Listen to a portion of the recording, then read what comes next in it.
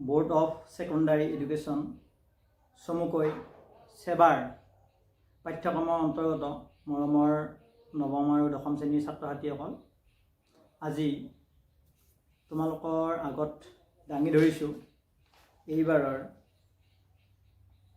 New guidelines of সেৱা for HSLC 2025 অৰ্থাৎ 2025 বৰ্ষৰ HSLC পৰীক্ষা মানে মেট্ৰিক পৰীক্ষাৰ নতুন যি গাইডলাইন আছে এই গাইডলাইনসমূহ তোমালোকৰ সন্মুখত দাঙি ধৰিবলৈ চেষ্টা কৰিছোঁ। তোমালোকে ভালদৰে মন দিবা আৰু এই গাইডলাইনসমূহ এইবাৰ বৰ ধুনীয়া হৈছে, বৰ সুন্দৰ হৈছে। তোমালোকৰ কাৰণে বৰ উপযোগী গাইডলাইন প্ৰস্তুত কৰা হৈছে। যোৱা 26 এপ্ৰিলত এই নতুন গাইডলাইন ঘোষণা কৰিছে। তোমালোকে ভালদৰে মন দি যাবা।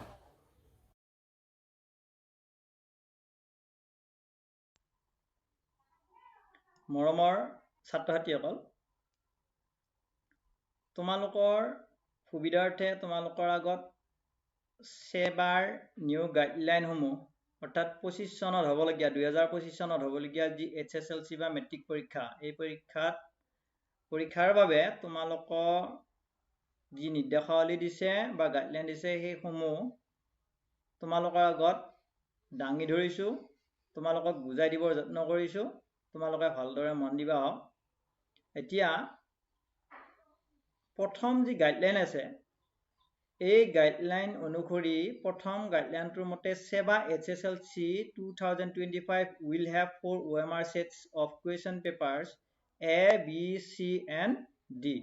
তাৰমানে তোমালোকৰ যি আগতে যোৱাবেলি পৰীক্ষা হৈছিলে বা তাৰ আগত পৰীক্ষা হৈছিলে তাত তোমালোকৰ OMR sheet এটাই আছিল, অৰ্থাৎ সকলো কেণ্ডিডেটৰ বাবে OMR sheet একে নিচিনাকৈ বনোৱা হৈছিল বা কুৱেশ্যনবোৰ তৈয়াৰ কৰা হৈছিল। এতিয়া তোমালোকৰ এইবাৰৰ পৰা বা এইবেলিৰ পৰা OMR sheet 4টা হ'ব, A, B, C আৰু D। কাৰো লগত কোনোবা এজন কেণ্ডিডেটৰ লগত তাৰ পিছৰ বা আগৰ কেণ্ডিডেটজনৰ OMR sheetটো নিমিলিবও পাৰে। তাত একো অসুবিধাৰ কথা নাই, যিহেতু তোমালোকে নিজে পঢ়া শুনা কৰি যাবা, গতিকে কাৰোবাক সোধা বা কাৰোবাৰ পৰা সহায় লোৱাৰ কথা নাহে। গতিকে তোমালোকে ভালদৰে পঢ়ি গ'লে একো অসুবিধা নাই।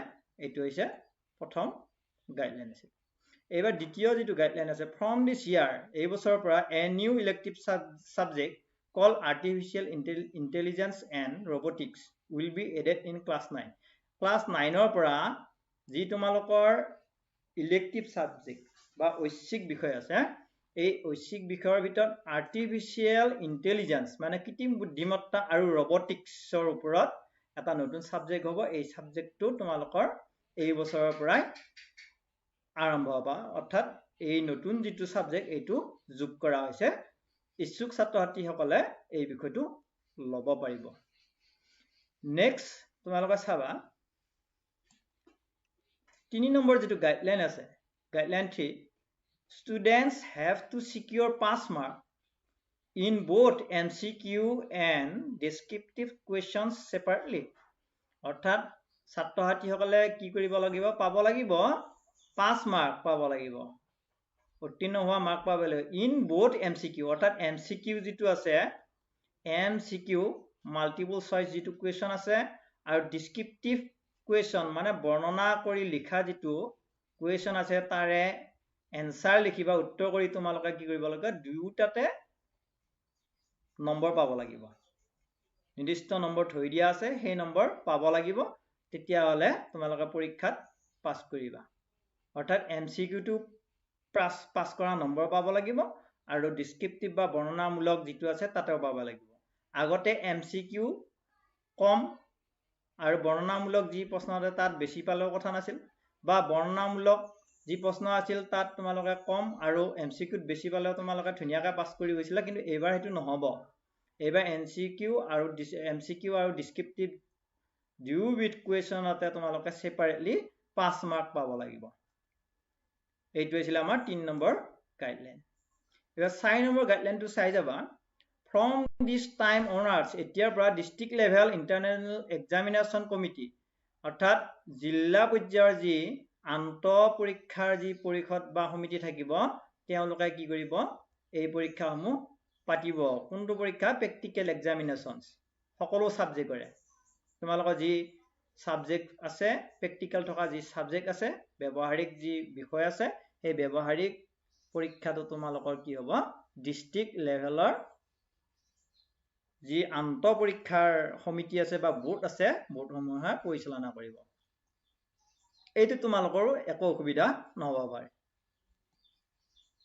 5 নম্বৰ যেটো গাইডলাইন আছে in English and other language ইংৰাজী আৰু অন্যান্য যে ভাষা আছে তাৰ বিষয় আছে এই ভাষাৰ বিষয়সমূহত it is not necessary that all questions will be from the prescribed lesson বা lessons or chapters only তাৰ মানে যি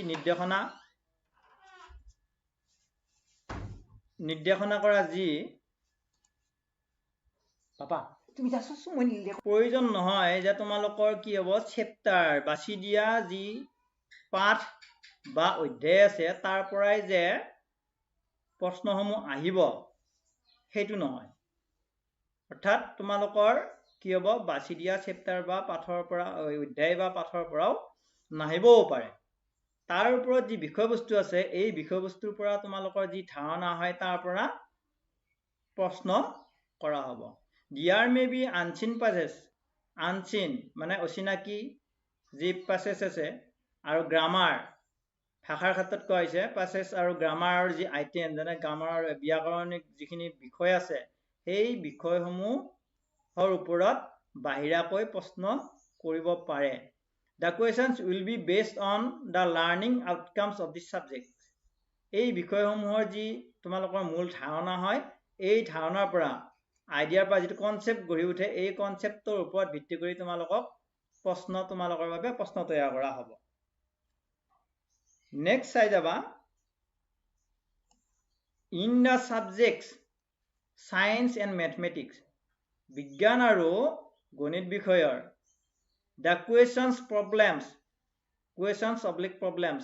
প্ৰশ্ন বা সমস্যা যি থাকে সেই সমস্যাসমূহ উইল বি কনসেপ্ট বেসড তোমালোকৰ যি কনসেপ্ট বা ধাৰণা গঢ়ি উঠে পাঠ এটা পঢ়োতে বা অধ্যায় এটা পঢ়োতে যি ধাৰণা গঢ়ি উঠে এই ধাৰণাৰ ওপৰত তোমালোকে কিমানখিনি বুজি পোৱা তাৰ ওপৰত ভিত্তি কৰি বুজি পোৱাৰ ওপৰত ভিত্তি কৰি তোমালোকৰ কি হ'ব প্ৰশ্নসমূহ কৰা হ'ব প্ৰশ্নকতা হ'ব not be directly from the textbookৰ ওপৰত বা টেক্সটবুকৰ পৰা পাঠ্যৰ যি কিতাপ আছে এই পাঠ্যৰ পৰা ডাইৰেক্টলি নিদিবও পাৰে even questions from examples and references may be included in question paper আৰু ইয়াত কি হ'ব পাৰে examples উদাহৰণৰ পৰা আৰু প্ৰসংগ যি পুথি আছে এই প্ৰসংগ পুথিসমূহৰ পৰা কি হ'ব পাৰে প্ৰশ্ন হ'ব পাৰে in some cases কিছু ক্ষেত্ৰত কি হ'ব the MCQs may warrant summations calculations also